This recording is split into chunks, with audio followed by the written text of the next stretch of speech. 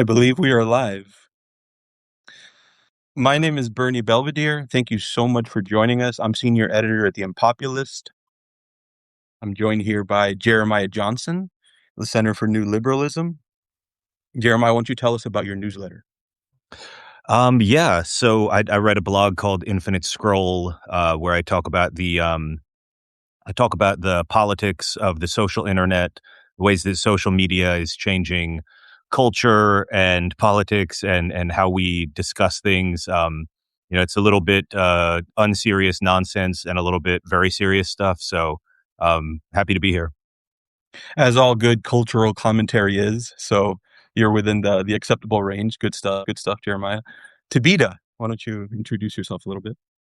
Hi, I'm Tibita Kaneene. I'm the political director of the New York City chapter of the Center for New Liberalism. Thank you. And thank you guys for joining me today. So the topic today is New York City Mayor Zohran Mamdani. And as liberals, we have a whole lot of dimensions by which we are interested in this question of how he's doing as a New York City mayor. Whole lot to cover. And I was hoping we could start with something that Mamdani himself said at an event where he was sort of marking his 100 days in office, which was about 10 days ago or so.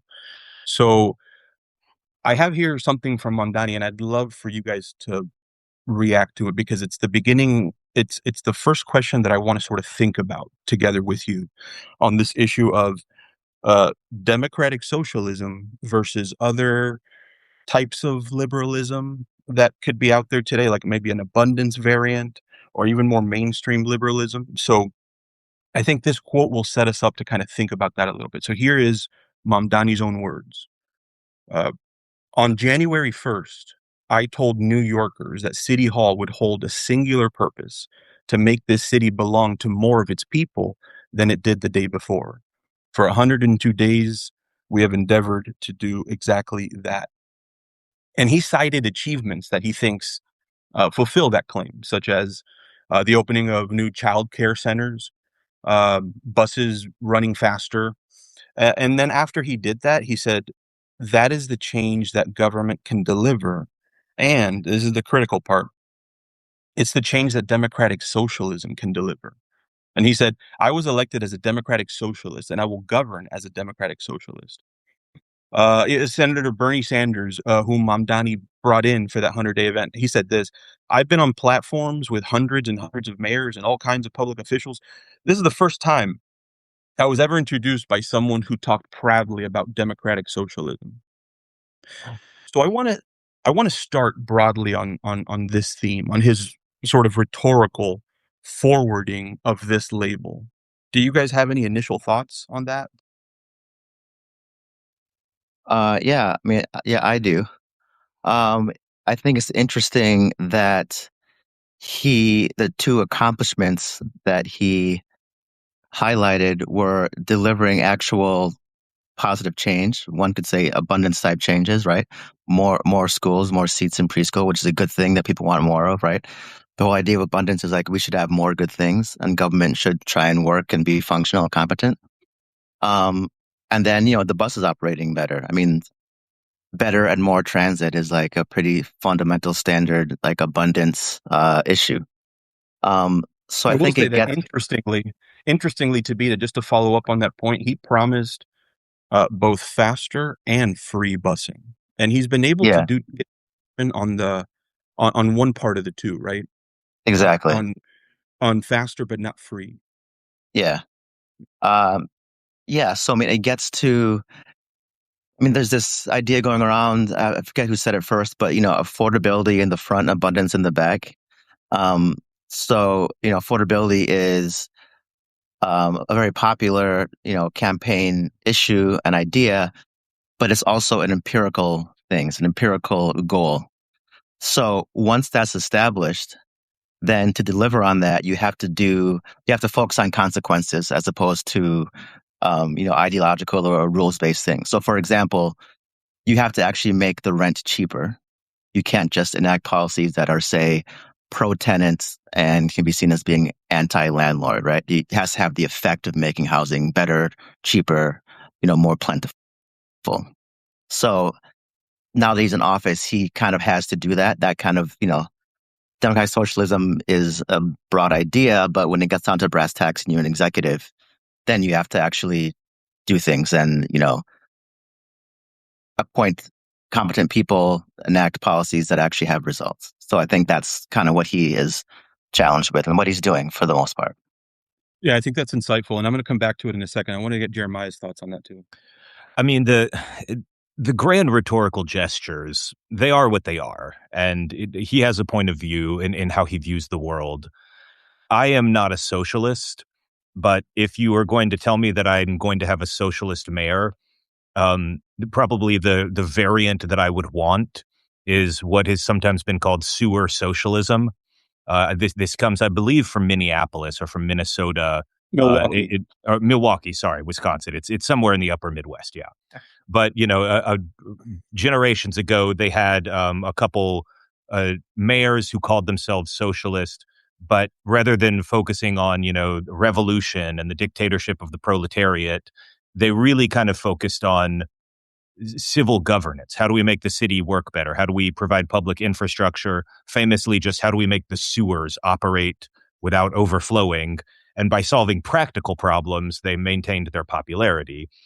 And that is what I see Mamdani doing, at least in the first 100 days. He's not been all that focused on the big rhetorical flourishes, the big ideological ideas. He'll talk about them if he's asked. He'll mention it in a speech. But if you're in New York and you see what's actually happening and you see the things he's doing on the ground, a lot of it is just more like, we got to get the sidewalk sheds down. There's a big sidewalk shed problem and I'm going to tackle it. Or we had a big multi-week blizzard here in New York and he had a big campaign about, we're shoveling the snow. It's getting shoveled faster than it's ever been shoveled before. And it's very just like competent, good governance stuff. And I think that's what's allowed him to kind of maintain his popularity thus far. The question is, as he moves deeper into his term, we're past the first 100 days, as he starts to actually focus more and more on the grand ideological projects, the free grocery stores, or the I should say the publicly owned grocery stores, and the taxing the rich more, free buses, kind of all these big grand ideas that he has. Are those going to work as well as the more basic stuff has worked? Because no matter what you call it, everybody likes when the city government functions efficiently. The what comes after that is not quite as clear. Yeah, absolutely. And I think a fair assessment of Mamdani would have to include that he is taking a few shots here, and it's not just uh, the kinds of things that might be dismissed as papering over paper cuts. They've attempted to put a plan in place for free childcare, and they're extending that to younger and younger ages, what will be covered right by the city. And so for the first time, like 2-year-olds are in play for getting free child. That's not a small thing. That's not like filling a pothole, right?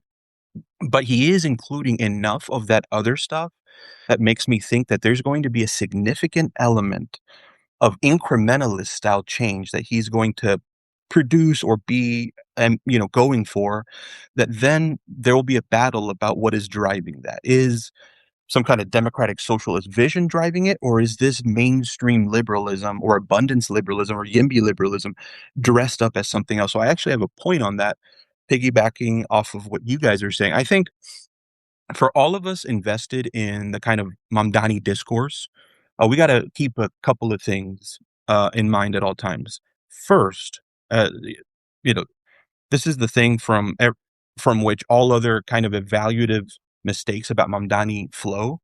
You have to know that he is committed to the advancement of democratic socialism. It's not just something that he's flirting with. It's not something that's incidental. Time and again, he brings this up, right? Now, his actions might be different, but we're just talking about how he's casting his own story. and the story of his government.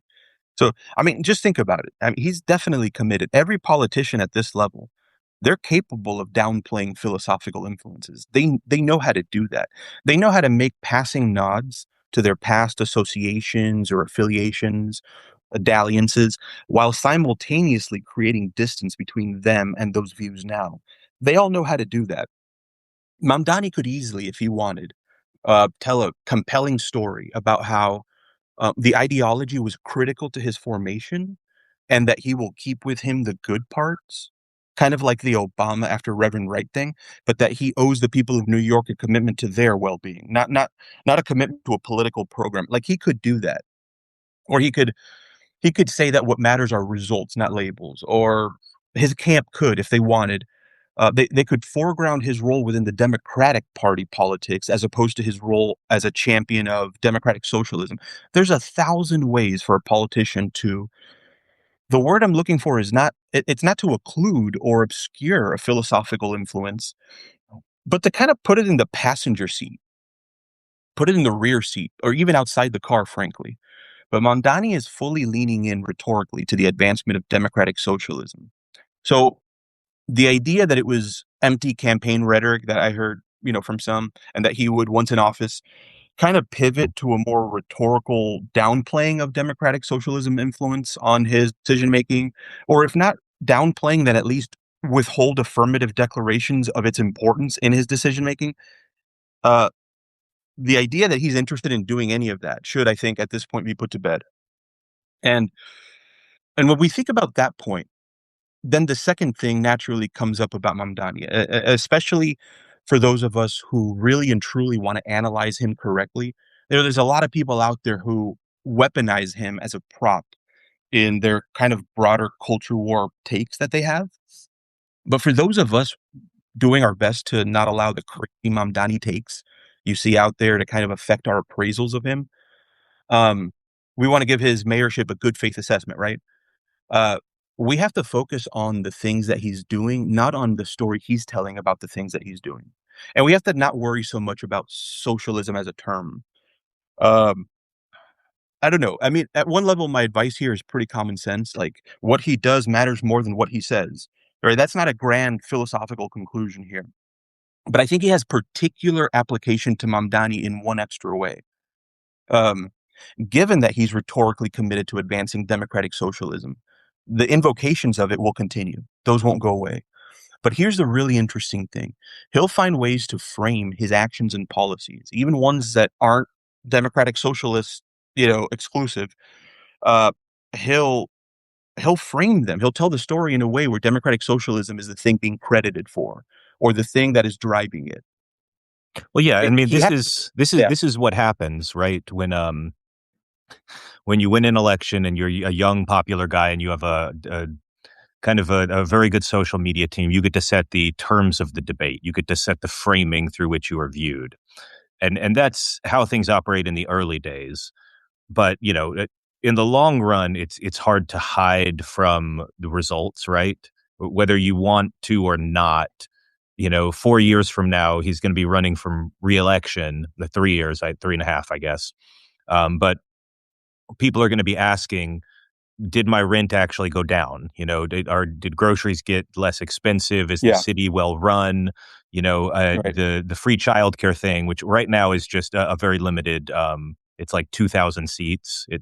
They have plans to expand it to the whole city, but for now it's very limited. The benefit of popularity is that it gives you a little bit of a leash, and it lets you kind of kick your own team to some extent. You can betray the cause a little bit and they'll forgive you, but ultimately you do have to succeed. You do have to actually make things better. And it's, that's the open question is, is there going to be enough funding to actually make free childcare a thing citywide? Or is it going to Right. remain a limited pilot? If he Well, does, that overlaps with what yeah. Tibita was saying, where he empirically, this is going to be borne out, whether he can achieve the things he has said that have that kind of empirical confirmation to them, shape to them. He'll need to, we'll see in the data whether he's succeeding. But this actually happens more subtly than just let's check to see if the rents have gone down or not, or anything equivalent. Think about the term that you brought up, sewer socialism. That is a subtle way for him to retain the democratic socialist mold, even though he's talking about things that mayors from totally different political persuasions would be doing also. I remember years ago when Pete Buttigieg was first a candidate, he went on Ezra Klein's podcast. He was talking about, Ezra Klein gave him a chance to say, what have you been sort of successful at? What are you proud of in your mayorship? And Buttigieg says, you're filling potholes. And it can seem kind of silly and mundane, but it materially makes people's lives better. And he was giving an incrementalist pitch for what he was doing.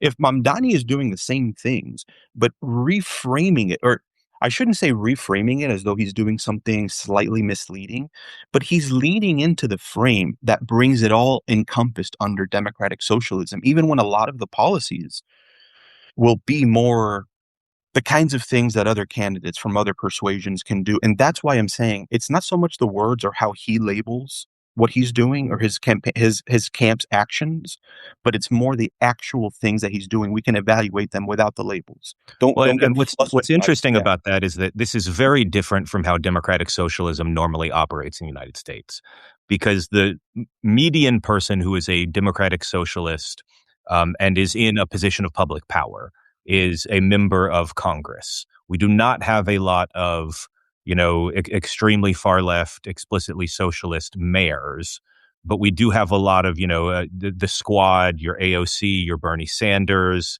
that group of people. And the incentives when you are in Congress are, frankly, to just simply be as extreme as you'd like. You're in a deep blue district. You're probably like D plus 70. And so you just need to be as pure and say as many, outlandish things as you want to. There's no punishment for any of that. But being an executive is different. We're already seeing this with, for instance, the budget hole that New York City faces. Mamdani has a budget hole that he constitutionally has to fix. New York City cannot really run, deficits. So Right. you have to, hold on. You have to fix that budget hole. And there's a limited number of ways you can do that. Again, he can't really just pick the policy he wants. There are state laws about which taxes can be raised and which cannot. So he needs the cooperation of the governor and the legislature if he wants to do certain things. And, Right. even further, he'll make videos about like, well, we're going to increase property taxes on like second houses. And he made sure to highlight a particular guy's $200 million Yeah. mansion. But now that Yeah. guy is pissed off that he got singled out. And he's saying, well, maybe I'm going to cancel my $6 billion planned center in New York and I'll just take it somewhere else. Like it, actions have consequences when you are an executive in a way that they very much do not have consequences when you are a legislator. So that's something to watch, is that he's going to face a lot more constraints than are typical for his kind of politician. Yeah, Yeah, that's absolutely. true. I want to get your thoughts on that, Tibita. Yeah, I think that's true, and I think we've seen him be very practical on a policy basis. I think the biggest example would be the seeker reform that at the state level that's been proposed by Kathy Hochul. He has supported the governor. He supported her version. If you look at relative to other U.S. states, it's one of the best seeker reform bills, better than California's, for example. And you should clarify that is. Oh, sorry. Yeah, what is that? It's the State Environmental Quality Review Act. It is an environmental review that is required for any project, be it housing, energy, and generally slows things down a lot. Its purview extends far beyond things that you and I might describe as being environmental, and it's a huge source of red tape for projects that people are trying to reform. The state legislature was trying to attach a prevailing wage requirement to that bill, which would have made building housing, particularly, extremely expensive. Mamdani did not support that. Carl Hesty, who's the assembly speaker, he's not a DSA person. He's to the right of Mamdani. You could see a role in which Mamdani would attach to that proposal, right, in opposition to Hochul. but he did not. And it worked. Without Hochul's support, without my support, just yesterday, the State Assembly removed that prevailing wage, and that battle has been won. And that secret will probably go through now with no prevailing wage, right? That's one thing. Another thing, shortly after the election, a DSA candidate named Shiose, announced that he was going to take on Hakeem Jeffries, who's the Democratic leader in the House, in a primary challenge. And Mamdani not only did he say, I'm not going to endorse you, he publicly said, you should not run. He went to a DSA meeting and made a speech saying we should not endorse Osei, and Osei actually dropped out, right? So that is him going to bat not for a DSA person, but for a centrist Democratic leader. So he's done both on the politics, electioneering, and on the broad policy side. He's done very practical things that I would say deviate from a purely ideological, DSA framing. Yeah. And I want to give kind of, I think of this as there's two possible paths forward if you are Mamdani. And speaking in broad generalities here, I think what a successful Mamdani mayorship looks like is that he essentially uses his popularity to kind of kick in the teeth of certain special interests. Because again, this is how I viewed the lens of like political popularity. It allows you to do things that piss off your own side, and they'll forgive you for it. Like when Mamdani, if he wants to take on certain union requirements, because New York there's hundreds of regulations about when you have to use union labor, and it drives up costs, and there's all this, bureaucracy around it. If he wanted to take some of that on, the left would forgive him because he is so charismatic and so popular, and it would lower costs. And there's 100 ways he can do this, whether it's the environmental laws that Tibita was talking about, whether it's unions, whether it's, getting rid of the community board lock that makes it so hard to build housing. Basically using his popularity to kind of kill off some progressive shibboleths, some progressive sacred cows, I should say, and using that to actually drive things forward, he could get a lot accomplished. The other thing that could happen is that he kind of falls into the everything bagel paradigm where, I want to maintain my popularity, so I'm going to try to piss off nobody in my coalition. I'm going to give the environmentalists all the environmental regulations they want. I'm going to give the unions everything they want. I'm going to give this group and that group and this group and that group, until you kind of end up in the same place that, for instance, the Biden administration ended. They passed a lot of really ambitious legislation without actually being able to accomplish any of it because of this thicket of red tape, this kind of anti-abundance approach. So, there's a middle ground in between there as well, but those are kind of the two paths that I see in terms of how does he actually use and leverage his current popularity among Democrats. It's an open question. It's still early days. We're going to have to see. Yeah. So Tibita, I wanted to bring up the piece that you wrote for us a while back, where you did a profile of Mamdani, and what I thought was brilliant about that piece was it wasn't anything that I had seen anywhere else, where you took the abundance liberalism frame, you assessed his democratic socialist tendencies and some early, at least during the campaign, manifestations of what that could look like. You even took a look at some of his projected hiring that he would do, and you assessed what is his mayorship trend toward looking like, right? And I wanted to see if you had a kind of follow up to your own work, your own assessment, kind of pre Mamdani getting into office assessment to now. I want to just sort of read what the title was and what the framing was. Will Mamdani govern more as a democratic socialist or as an abundance liberal? It's a very interesting question with two strands within a broader, maybe liberal or left of center coalition. And we wanted to know, which will he govern more like? Not which one is he or will he be, as if it's a binary two-choice thing, but which one? It's more of a gradation. Which one will he govern more as? And we had a subtitle: his policy evolution and the team he's assembling suggest that he could be moving in a market-friendly direction. And I want you to assess what you think about that. Sure. So that piece came out, I think, 3 days before the election.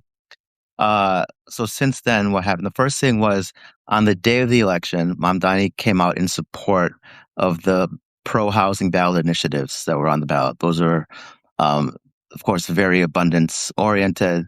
We already thought he supported them, but that was good. Then I would say his staffing has been better than I expected.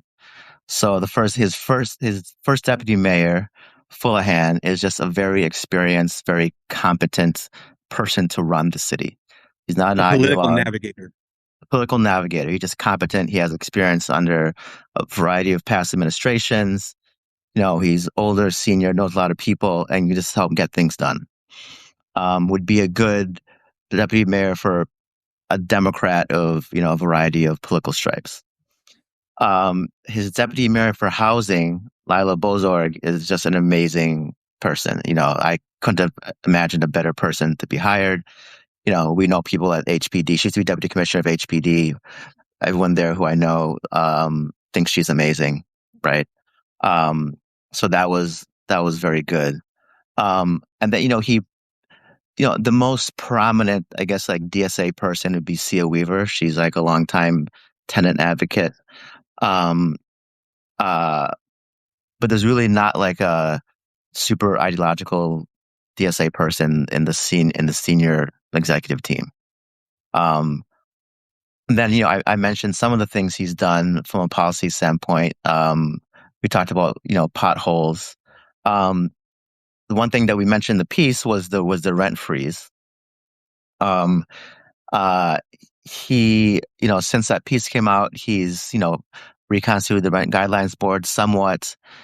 They're voting on May 7th. They're probably going to freeze it for a year, but he has had to come up with ways to offset the rent freeze by lowering costs for landlords. He realized that has to be done. He looked at the math. He has good advisors around him. So what he's done for the first year, he's going to provide some relief on insurance costs. And that can kind of, there's a variety of things that are on the table that he can do that can offset a rent freeze, at least temporarily. He can't. It'd be very hard for him to offset a 4-year rent freeze. But he's been able to offset a 1-year rent freeze. So again, affordability in the front, but abundance in the back, in the sense that empirically he has to make the math work, right? He can't actually force landlords to lose money, because many of these buildings are already underwater. What will happen is you'll just lose supply, because these buildings will fail to operate, and the city will either have to take them over, or tenants will have to move out.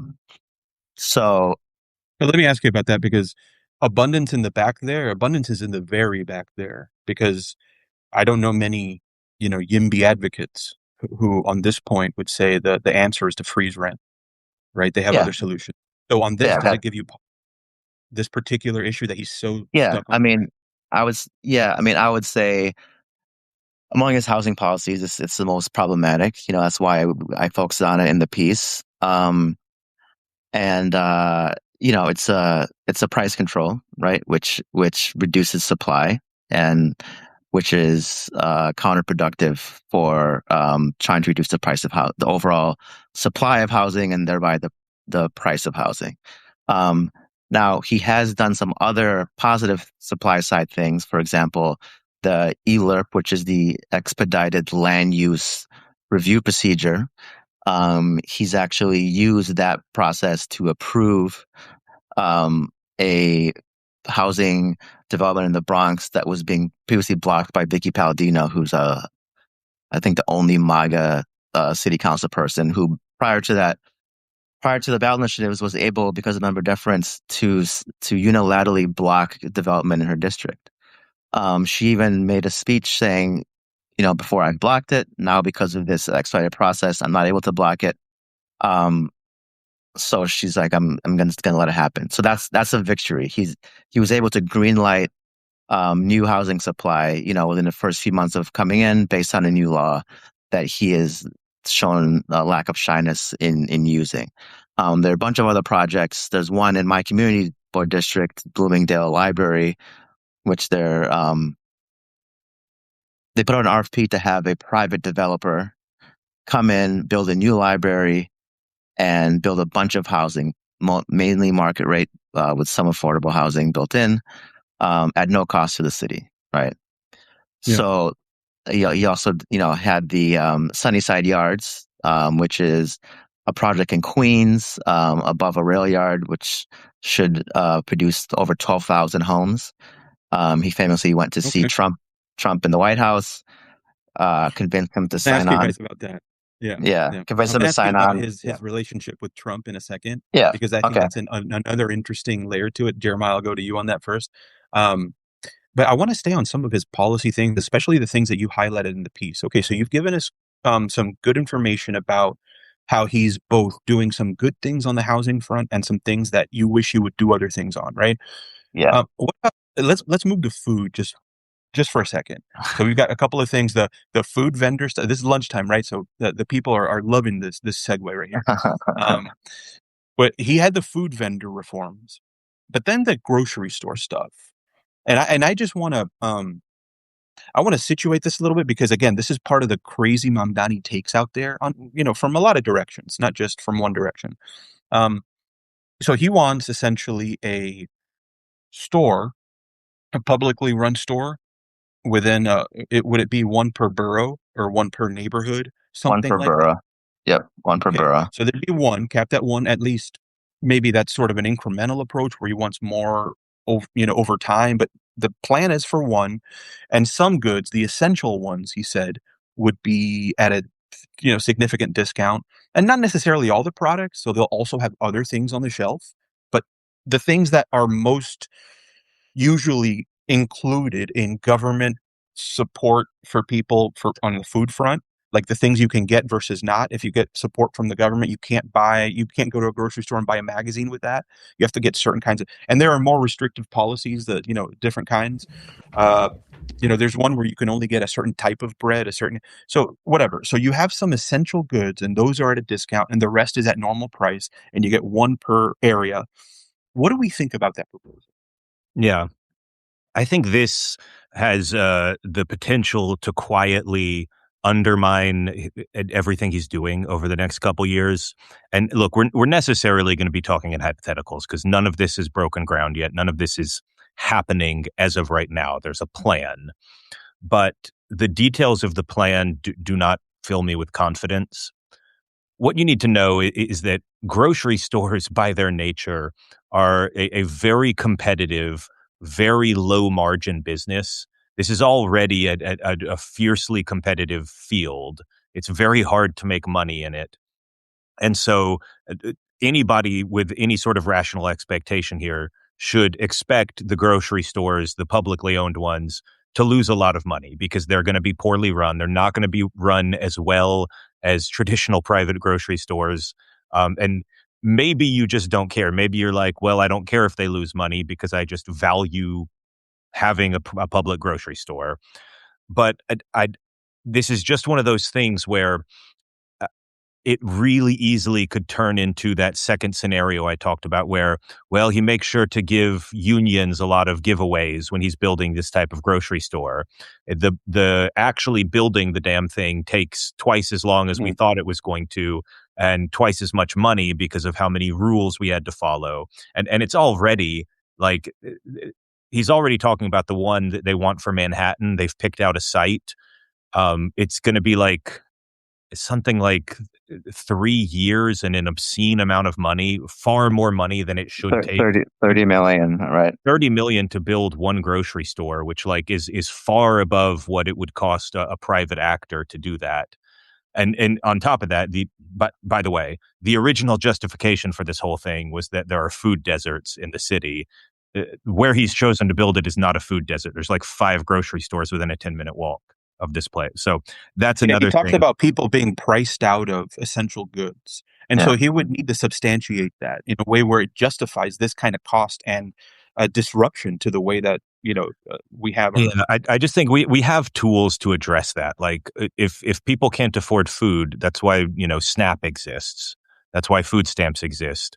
If people, there's just like giving people money is such an easier solution than trying to build an entire public sector grocery store, which is going to be terribly run. It's going every time anything happens at that grocery store, the media is going to pounce on it that, oh, there's Yeah. people are going to go shoplift at that grocery store because it's a nightmare either way. If Mamdani lets them shoplift, it turns into a national story. If Mamdani has them arrested, also a story like that pisses off the left. Like I I want think to there's add a to what lot you're of saying. I just to finish this off, I think this is just the sort of thing that there are landmines all over this. And it seems to me like he's going to end up stepping on some of them, and there's going to be like needless scandals around how they were built, which contractors got cushy, this, and there's just going to be all sorts of stuff that, like, why would you waste your time if you have a limited amount of political capital? This sort like one grocery store per borough is meaningless. It doesn't do anything. Why would you waste your time on this? Is my question. And what you were saying when you called food assistance just the easier option, not only is it the easier option, but it's the option where there is the least amount of state intervention that has to be put in play in order to achieve this eventual goal of getting people these goods. You don't have to have a state run market right there. You can give people the tool that they use to then exchange at that market. And so it's a more back end kind of assistance. Uh, but at the same time, what you were saying, it allows you to focus on a whole lot of other things that you said that you wanted to do for the city rather than maybe engaging in something where, yes, you're connecting a campaign promise to an actual thing that you're doing. So there's consistency there. You can win from that. But man, there are the potential pitfalls that you noted that could be an albatross, right? So in Yeah. addition to just easier, there's the philosophical point that as liberals, we want to do the least government involved version that we can whenever we can, right? Go ahead, Tibita. Yeah. Yeah. I mean, I'm a little more sanguine about it. I mean, so I'm agnostic about whether we have a state grocery store or not. The main thing for me is I don't think it's going to provide any savings for the reasons Jeremiah said. They're low margin businesses. This one is a 17-minute walk from a Costco. You're not going to beat the ability to use your Snap card and order from Amazon. All that being said, this was a campaign promise that he focused on. I think during the campaign, he realized that these stores are not going to actually be able to provide cheaper food without simply just the city taking a big loss. And that's why he kept repeating that it's just going to be one per borough. It's going to be a pilot. Um, Just essential so I think, goods, not so I think it's something that he needs to do. They'll struggle to break even. He'll do his 5, and it will, the positive side is it will actually prove that, hey, these grocery store chains that whatever you might think about them are actually operating pretty efficiently. And we might find reasons to hate Amazon, rightly or wrongly, but it's actually the cheapest food you can get, you know. So I don't think it's as terrible as maybe Jeremiah thinks or others might think. But I mean, I do share the concern of this, becoming a bigger issue where he says now we're going to have publicly owned gas stations. I don't think there's any risk of that. well. I would bet money there's not going to be more than 5. There might not even be 5. There's not going to Well, be and my thing 6 or is 3. more just like, look, this is not going to sink the city. The fact that we try this experiment with 5 grocery stores, like this is a city of 9 million people, will be fine. But it's one of those things that if I was him, if I put myself in his shoes and I'm trying to accomplish his goals, I would not want to waste my time on this sort of thing because I think there are just landmines everywhere. You're going to get caught up in some extremely stupid controversy about, Some worker at the store is going to complain that their boss mistreated them, and all of a sudden it becomes a DEFCON 5 because you're a socialist, and how can you not side with the workers? And there's so many things like that that have the potential to sap away your political capital. Why would you want to spend your political capital on something that frankly does not matter? It will not make food more affordable for 9 million New Yorkers. It will be a cute little thing for a couple hundred people who live near it. It doesn't matter. So why are you wasting your time on it? Is my Because suggestion. the base wants it, right? So he has to. I mean, while he's doing all the efficient and effective things that we want him to do, he does have to maintain his base. And there are a lot of people who, if you ask them, casual people who don't follow politics, if you name 3 things that Mamdani said he's going to do, they would say freeze the rent, fast and free buses, and grocery stores. And they might not know anything else about Mamdani, right? Yeah. And there's a user, a listener who just chimed in and said, I thought the idea was to bring fresh food to food deserts, not replace grocery stores. And that tees off a question that is interesting about Mamdani that we'll find out as his mayorship continues. But is this incrementalist approach, this sewer socialism that he is recast, right, in a sort of positive light as something worth doing? This more bite-sized approach to reform, is this a beginning point to a far broader vision for how things need to be organized and done? Or is this the terminal point where we're okay with one per borough? And I think that question goes to how we interpret these actions as ones that are a kind of, uh, uh, just a red carpet for for a farther reaching ideological commitment to something like a democratic socialist configuration or policies? Or is it something where you're letting a little of that sprinkle in and you're okay with that just being contained in that way? And you're not looking for more necessarily. Some people fear that it's the prelude to a far greater push. And I'll give you an example. The way that they're doing uh, uh, childcare is in that kind of phase gradual way. By this year, we're going to hit this amount of 2-year-olds. Then eventually we're going to be able to cover up until you're 6 weeks old. So it's a phase gradual approach, an incrementalist approach.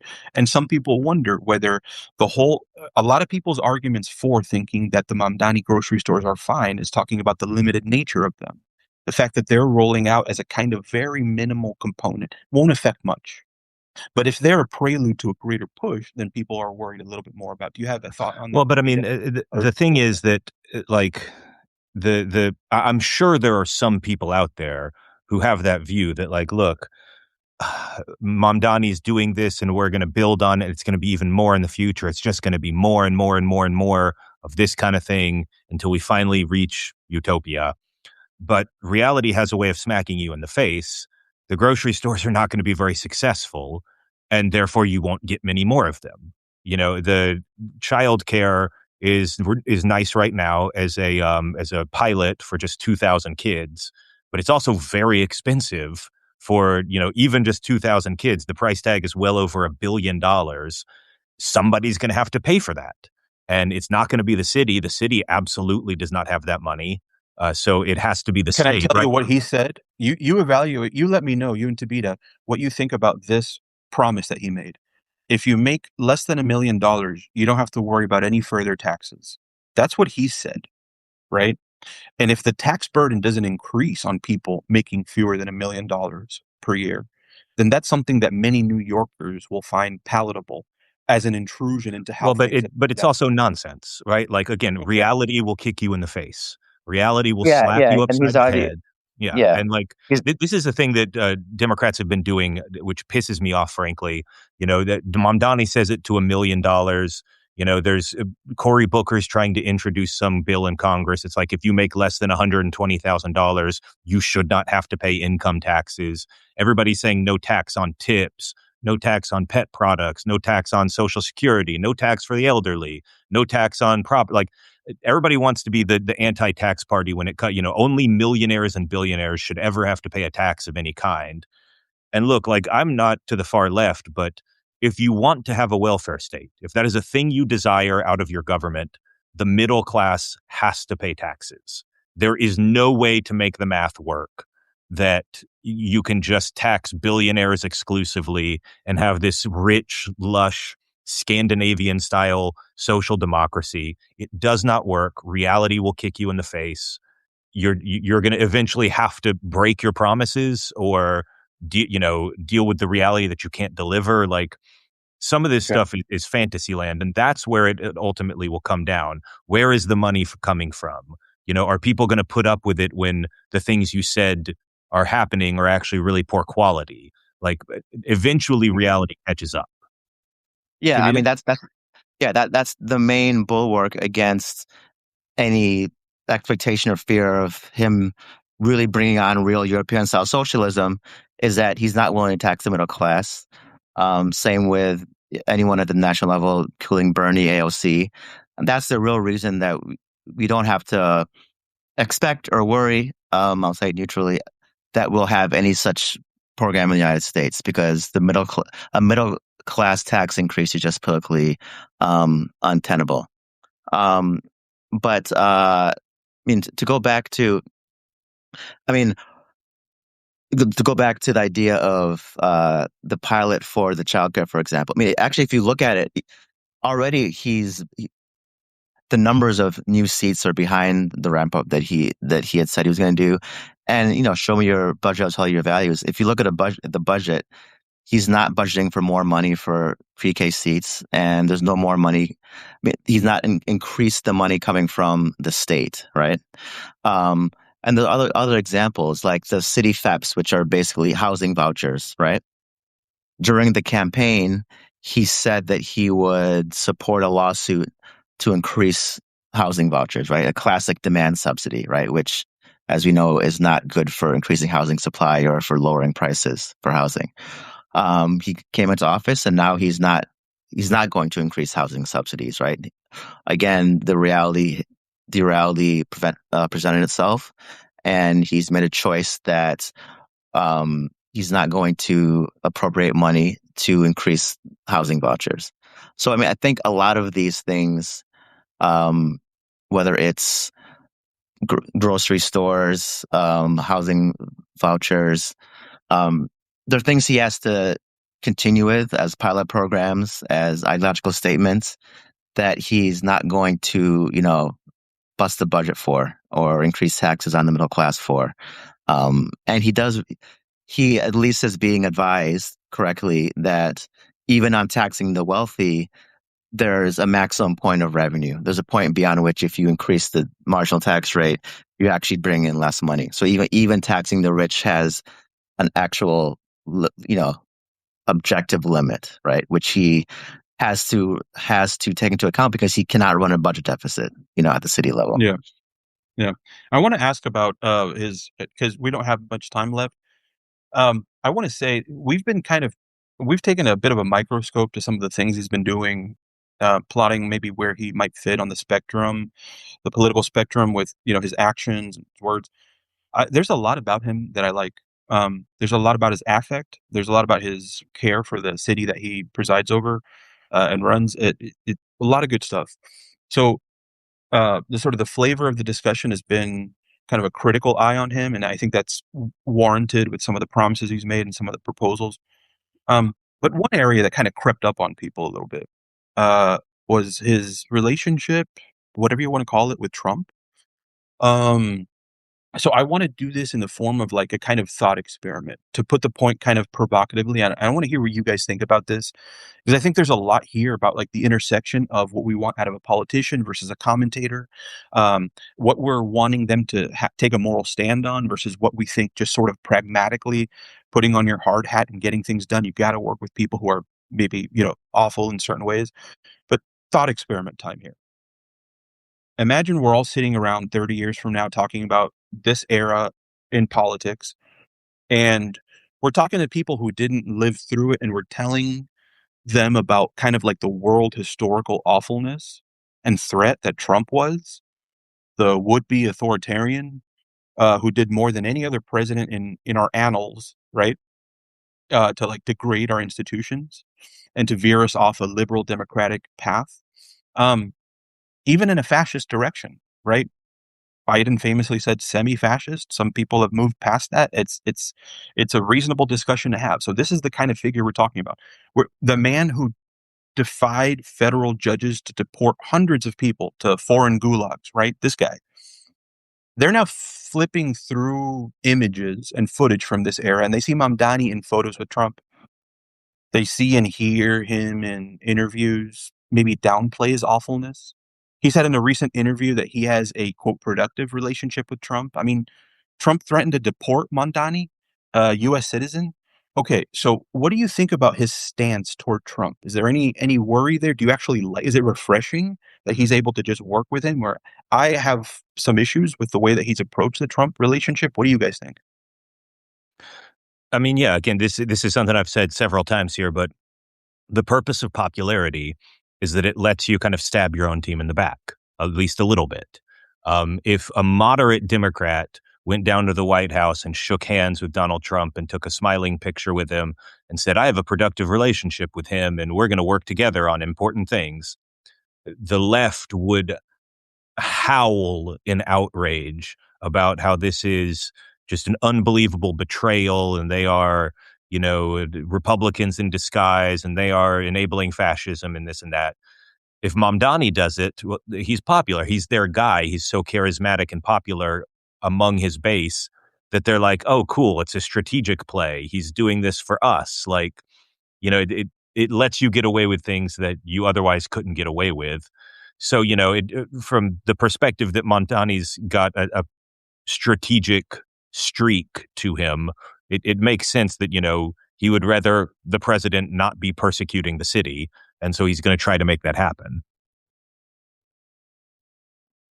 Yeah, I mean, I'm a consequentialist. So, I mean, he went to the White House with a goal of getting funding for the Sunnyside Yard project. He thought that making this silly daily news cover would be a means to that end. He was correct. He went down there, he took a picture, he came back. During this time, he was asked if he still thinks Trump is a fascist. He said yes. Trump has since lashed out at him on social media saying he's terrible. Um, I don't think that privately he's saying nice things to Trump or that Trump is under any illusion that this guy likes him.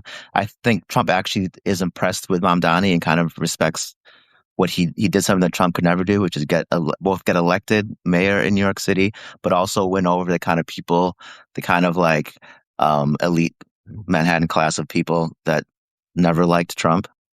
And he realizes that Mamdani has, a very powerful political base in New York City that he has to reckon with.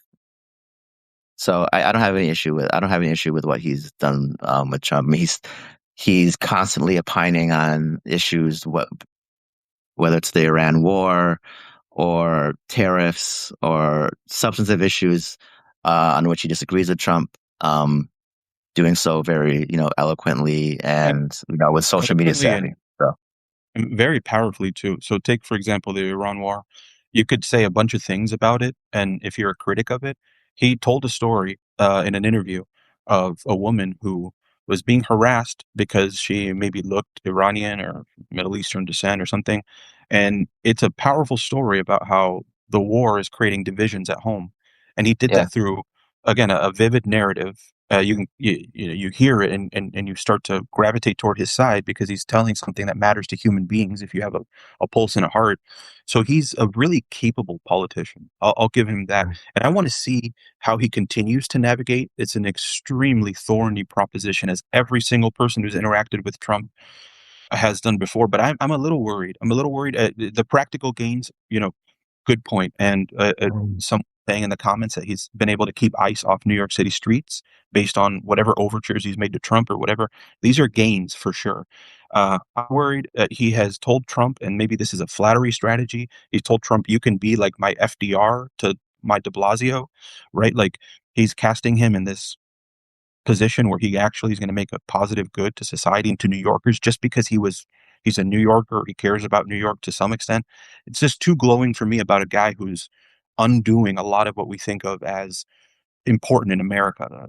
So it's hard for me to just say, okay, but you're getting some wins out of it. There has to be a little bit more willingness to, and in the most prominent interviews he's given, he's backed off from that language, that strong language that you said that he's given about Trump. So that's just something to think about moving forward, how he handles that relationship. Maybe there's Yeah. no reformed and you got to see what works with Trump, or I don't know. But I would like a little bit more from this point on from him, moral clarity on where how Trump is, terrible rather than just someone he can productively work with all the time. Well, I was going to say that I think there is moral clarity. Like, I don't think there's been any moral compromise. So I think that he can say, Trump, I want you to pay for this housing development in Queens. But I think morally, there's been no compromise at all. I think that in a time where we have So a he was complete asked if absence of, Trump is trustworthy, and he said, I'm going to keep pardon? talking to him. He was asked directly, is Trump trustworthy? And he said, I'm going to keep talking to him. And to me, it's like, are we at a point where we can't say he's not been trustworthy? He absolutely has not been trustworthy. I'm going to say it on national TV. This is a guy who you cannot take his word. But I'm hoping that the incentives link up for us to work. You can say something without saying, I'm going to keep talking to him and declining to say he's untrustworthy, right? It's just a small kind of like alert to me that he's not willing to maybe see um I guess interact with Trump in the way that Trump kind of deserves at this point for Yeah, many but I mean, in politics. but that question, in a literal sense, it might be the case that he feels he can trust what Trump says to him in a personal meeting. Mm, That might be the case. I mean, right. again, he still says he's a fascist. He still speaks out against a lot of his policies, Okay. and I don't think there's been any moral compromise. I think that he's, whatever we might think about his policies, I think he's like a moral beacon in a time where we don't really have any kind of moral leadership at least in the executive branch in Washington. I mean, Um, yeah, it's just what are you trying to accomplish in a real sense? What do you want? Do you if you can have words that denounce things, but does it do anything to yeah, does it help anyone? Is there anyone's life who's better off because he called Trump a fat pig who deserves to die? Like, yeah, I what are agree. what are we talking about here? So it would be one thing if he was selling certain policies, if he was being like, well, Trump is going to help us fund this housing project, so we're going to help him with ICE in the city. But he's not doing that. He's just being less than maximally mean. Yeah, Whatever. yeah, I agree. Okay. So the overtures don't worry you at all so far. It's still something I think to keep track of how him and Trump interact. I wanted to get to end. Let's just get the broadest possible assessment so far on his mayorship. So we've got 100 days in, more than that now. What's your assessment so far? Um, let's call it an elevator assessment. I mean, I don't know what an elevator assessment is, but I'll say, An elevator gi- pitch, but now assessment version. given what I expected out of him, 7 out of 10 so far. Okay. Sure. I would say I'd give him a B so far. And I mean, a big reason, we'll see what happens with the city budget, uh, and with the rent freeze. Those are, I think, the two things for the first year. I think probably he has a chance to move to like a B minus C plus or up to a B plus in the next 60 days, I would say, based on those two What would things. it look like for him? What would it look like for him to crush the next, part of the year to end super well from your perspective? Well, on the budget, I would say that on the merits, so there's like a $6 billion difference on where we are budget wise. I think on the merits, the city council is correct. Um, and if he came around to that, that would be a big deal. If he followed through on proposing a substantive property tax reform, um, which I think he will do eventually, but if he did that, that would be a big deal, I mean, I would say. that's the white whale of New York Mhm. politics, is actually trying to, from the ground up, reform our property tax system. Well, Yeah. not from the ground up, not from the ground No, up, but in particular, if he got rid of the tax disadvantage for multifamily homes, I think that part is doable. If he Yeah. proposed that, that'd be a big deal. I think that's achievable. I think that would move If him up you're to just B plus. outside New York City, you should just know our property tax system is a mess. Like we have high property taxes, but beyond the fact that they're high, which like whatever, maybe that's fair. We have a lot of things to fund. New York does a lot of things, but the system itself is just a confusing maze. The valuations are all over the place. Like there's just weird shit all over the place with our property tax system. Every mayor would love to regularize it, normalize it, and it's just there's enough special exceptions that it's really hard to do without people getting furiously angry who benefit from the special exceptions. So Yeah. if he could get that done, like holy crap, yeah. Yeah. I mean, speaking of pissing off, him being able to piss off some of his supporters, I think he has the political capital to piss off some homeowners in order to reduce the costs for apartment dwellers. I think he can do that, especially if he's seen as someone who, is freezing the rent and doing all the and doing the grocery stores and what have you. Yeah. Jeremiah, one last question for you. You're a culture watcher. You spot trends and things that from people's reactions to in politics. What do you think it is about Mamdani and some of the others he's broadly sort of conjoined with in a kind of cohort? They they seem to do really well with younger people. What can liberal politicians learn from this cohort? And they have vastly different characteristics. Bernie Sanders is an old white dude. You got Mamdani being very different, and yet they have the same kind of buzz and ability and on that front. What can liberals do better to match that? Gavin Newsom's approach sometimes is kind of wooden and falls flat on that same kind of wavelength of reaching young people. What can liberal politicians do, in your opinion? Yeah, I mean, so some of this is messaging strategy. Mamdani comes from a family in the arts. His mom is a professional filmmaker. His videos are very well produced. He understands clipping culture. That what really matters is not the event itself. It's the 20-second clip that comes out of it that'll get played a million times on social media. So part of it is just the messaging strategy itself.